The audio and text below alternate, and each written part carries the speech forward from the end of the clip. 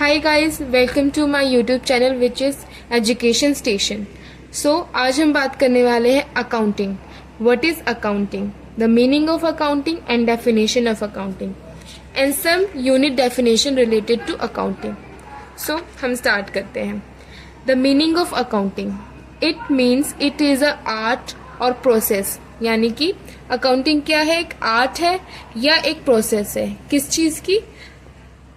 of identifying, recording, classifying and summarizing of the financial transaction, यानी कि पैसों से जुड़ी हुई लेन then of a business organization, यानी कि किसी भी बिजनेस की ऑर्गेनाइजेशन की फाइनेंशियल ट्रांजैक्शन, यानी कि किसी भी बिजनेस ऑर्गेनाइजेशन के पैसों से जुड़ी लेन देन को आइडेंटिफाई करना, रिकॉर्ड करना, क्लासीफाई करना एंड समराइज करना, ये होता है अकाउंटिंग की मीनिंग। ठीक है, identifying, recording, classification and summarising की बारे में हम आगे चल के बात करेंगे। अब इसे हम एक डायग्राम के रूप में पढ़ लेते हैं। अकाउंटिंग क्या है? आइडेंटिफाई करना। किस चीज की? फाइनेंशियल ट्रांजैक्शन की। किसकी? बिजनेस ऑर्गेनाइजेशन की। आइडेंटिफाई करने के बाद क्या करेंगे? हम उसे रिकॉर्ड करेंगे, यानी कि कहीं ना कहीं हम उसे लिखेंगे। क्लासीफाई करेंगे, लिखने के बाद हम क्लासिफिकेशन करेंगे कि ये ट्रांजैक्शन कैसी थी, क्या इससे ऑर्गेनाइजेशन में पैसा आया या गया। फिर हम उसे समराइज करेंगे, यानी कि उसे एक स्पेसिफिक मैनर में लिखेंगे जिससे कि पढ़ने वाले को वो अच्छे से समझ में आए। अब क्या करेंगे? अब हम करेंगे कम्युनिकेट का मतलब हम बताएंगे अपने यूजर्स को, उस लेजर्स को या उस बैलेंस शीट को पढ़ने वाले इंसान को हम उसे कम्युनिकेट करेंगे। किस चीज के बारे में कम्युनिकेट करेंगे? एक बिजनेस ऑर्गेनाइजेशन के फाइनेंशियल ट्रांजैक्शन के बारे में, जिससे कि उस यूजर को ये पता चल सके कि बिजनेस की फाइनेंशियल कंडीशन क्या है। ठीक है, जिससे कि आपको अकाउंटिंग की डेफिनेशन और भी अच्छे से क्लियर होगी। Let's start with economic events. Economic event क्या होते हैं? इकोनॉमिक हमेशा कभी भी जो भी होता है वो पैसों से जुड़ा होता है। और इवेंट का मतलब होता है घटनाएं, यानी कि पैसों से जुड़ी हुई घटनाएं, इसे हम इकोनॉमिक इवेंट कहते हैं। एक बिजनेस ऑर्गेनाइजेशन में इकोनॉमिक इवेंट क्या हो सकते हैं, यानी कि किसी भी बिजनेस में पैसों से जुड़ी हुई घटनाएं क्या हो सकती हैं।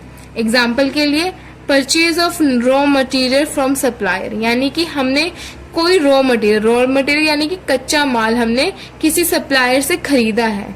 यहाँ पे क्या हुआ? कुछ चीज हमने खरीदी जिससे कि पैसे गए हैं, तो ये इकोनॉमिक के लिए एक इकोनॉमिक इवेंट हुआ, यानी कि पैसों से जुड़ी हुई एक घटना हुई कि ऑर्गेनाइजेशन से पैसा बाहर गया है, तो ये एक तरह का इकोनॉमिक इवेंट है। दूसरा, sale of any machine of the organisation, यानी कि हमारे पास कोई मशीन पड़ी हुई थी, हमने उसको बेच दिया, यानी कि पैसे आए हमारे ऑर्गेनाइजेशन में, तो ये भी एक तरह की इकोनॉमिक इवेंट हुआ।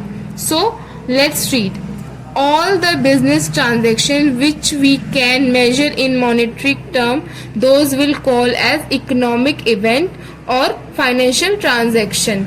इसी को हम फाइनेंशियल ट्रांजैक्शन भी कहते हैं, जिसके बारे में हमने पिछला पढ़ा है अकाउंटिंग की डेफिनेशन में कि किसी भी ऑर्गेनाइजेशन की फाइनेंशियल ट्रांजैक्शन की रिकॉर्डिंग को ही हम अकाउंटिंग कहते हैं। इकोनॉमिक इवेंट क्या हो जाएंगे? हमारे ऑर्गेनाइजेशन में आने वाला पैसा और ऑर्गेनाइजेशन से जाने वाला पैसा, यही हमारा इकोनॉमिक इवेंट कहलाएगा किसी भी।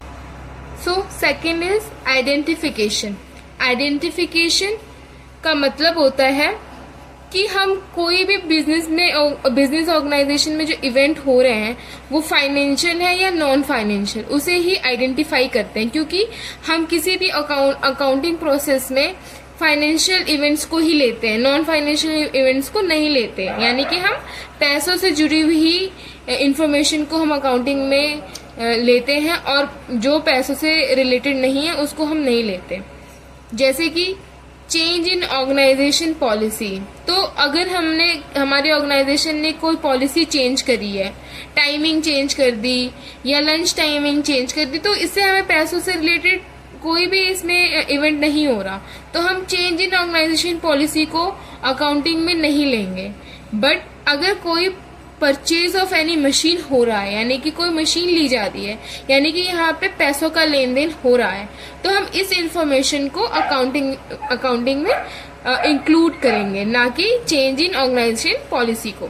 सो आइडेंटिफिकेशन का मतलब यही है कि ऑर्गेनाइजेशन में कौन सी इवेंट फाइनेंस से रिलेटेड हो रहे हैं, पैसों से रिलेटेड हो रहे हैं, या कौन से इवेंट पैसों से रिलेटेड नहीं है, उन्हीं को आइडेंटिफाई करना और उसके अकॉर्डिंग ही उस इवेंट को अपने अकाउंटिंग प्रोसेस में लेना। इसी में हम कंटिन्यू करना चाहेंगे मेजरमेंट, यानी कि मेजरमेंट क्या होगा। अब फाइनेंस अकाउंटिंग में मेजरमेंट्स का से हमारा क्या मतलब होता है। मेजरमेंट से मतलब होता है कि हमारा जो फाइनेंशियल एक्टिविटी हो रही है और जो फाइनेंशियल एक्टिविटीज हो रही हैं उसमें कितनी हो रही है, मतलब कि कितना पैसा जा रहा है, कितने हजार, कितने सौ, कितने लाख, इसी को हम मेजरमेंट कहते हैं। किसी भी फाइनेंशियल एक्टिविटी को मेजर करने का मतलब होता है उसे वीज में या रुपीज में या पैसों में हम उसे इंडिकेट करेंगे, बताएंगे कि कोई भी ट्रांजैक्शन हुई वो कितने हजार में हुई, कितने पैसों में हुई है, उसी को हम अकाउंटिंग में measure. So recording, what is recording in accounting. Recording का मतलब होता है writing in a specific manner like in balance sheet और लेजर एंड गिव समरी, यानी कि किसी भी फाइनेंशियल एक्टिविटी को, किसी भी ट्रांजैक्शन को एक स्पेसिफिक मैनर में रिकॉर्ड करना, जिससे कि हम आगे आने वाले लोगों को, जो भी यूजर्स हैं हमारे, उनको हम अच्छे से समझा सके कि हम क्या बताना चाहते हैं, कि एक ऑर्गेनाइजेशन में पैसे कितने आए हैं और कितने गए हैं। इसी का मतलब होता है recording, writing in a specific manner. Next is communicating. Communicating का क्या मतलब होता है, किसी भी इंफॉर्मेशन को बताना दूसरों तक और उनके फीडबैक को लेना, यही कम्युनिकेशन होता है। अब हम एक तरह से कह सकते हैं कि अकाउंटिंग का एंड प्रोडक्ट कम्युनिकेशन ही होता है, इंफॉर्मेशन ही होता है। हम अकाउंटिंग क्यों करते हैं, एक इंफॉर्मेशन देने के लिए। किस चीज की, ऑर्गेनाइजेशन की फाइनेंशियल ट्रांजैक्शन की, फाइनेंशियल स्टेटस की। इसी को हम लोग अकाउंटिंग का एसेंस भी कह सकते हैं, अकाउंटिंग का एंड प्रोडक्ट भी कह सकते हैं। यानी कि हम अकाउंटिंग से क्या करना चाहते हैं, कम्युनिकेट करना चाहते हैं। और कम्युनिकेशन से हम क्या करना चाहते हैं, हम ऑर्गेनाइजेशन के फाइनेंशियल स्टेटस या फाइनेंशियल ट्रांजैक्शन के इंफॉर्मेशन यूजर्स तक पहुंचाना चाहते हैं। तो कम्युनिकेटिंग क्या होता है, giving right information to right source to right person. यानी कि कम्युनिकेशन का मतलब होता है कि हम करेक्ट इंफॉर्मेशन करेक्ट जगह से उठा के करेक्ट इंसान को या करेक्ट यूनिट को दे रहे होते हैं। कम्युनिकेशन का बेसिकली मतलब यही होता है। अब नेक्स्ट हम बात करेंगे ऑर्गेनाइजेशन। अब हम इतनी देर से ऑर्गेनाइजेशन की बात करे जा रहे हैं, लेकिन ऑर्गेनाइजेशन होती क्या है इसके बारे में हम बात करेंगे।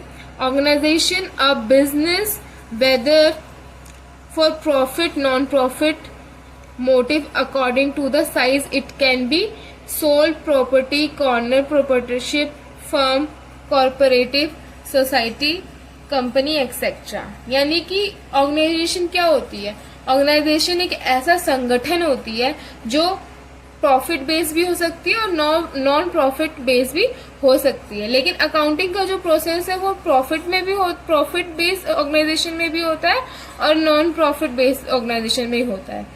सो ऑर्गेनाइजेशन का यहाँ पे मतलब ये है एक ऐसा संगठन जो किसी भी स्पेसिफिक प्रोडक्ट को प्रोड्यूस करके उससे प्रॉफिट कमाने की इच्छा भी रख सकता है और प्रॉफिट के बिना काम करने की भी इच्छा रख सकता है। उसी को हम ऑर्गेनाइजेशन कहते हैं, जो एक स्पेसिफिक गोल को अचीव करने के लिए काम कर रहा होता है। एक ऐसा संगठन होता है जो एक स्पेसिफिक गोल को अचीव करने के लिए काम कर रहा होता है, उसी को हम ऑर्गेनाइजेशन कहते हैं।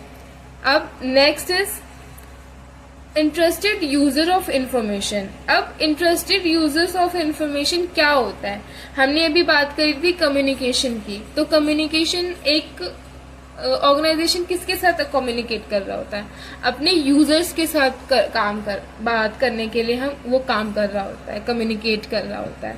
अब ये यूजर्स क्या होते हैं, यूजर्स वो होते हैं जो किसी भी ऑर्गेनाइजेशन के फाइनेंशियल स्टेटस या फाइनेंशियल इंफॉर्मेशन से अपने डिसीजंस लेते हैं, उस ऑर्गेनाइजेशन के साथ काम करने का डिसीजन, उसके साथ काम ना करने का डिसीजन, या फिर डिसीजन लेते हैं, जजमेंट देते हैं कि ऑर्गेनाइजेशन कैसा काम कर रही है, प्रॉफिटेबल है या नहीं है।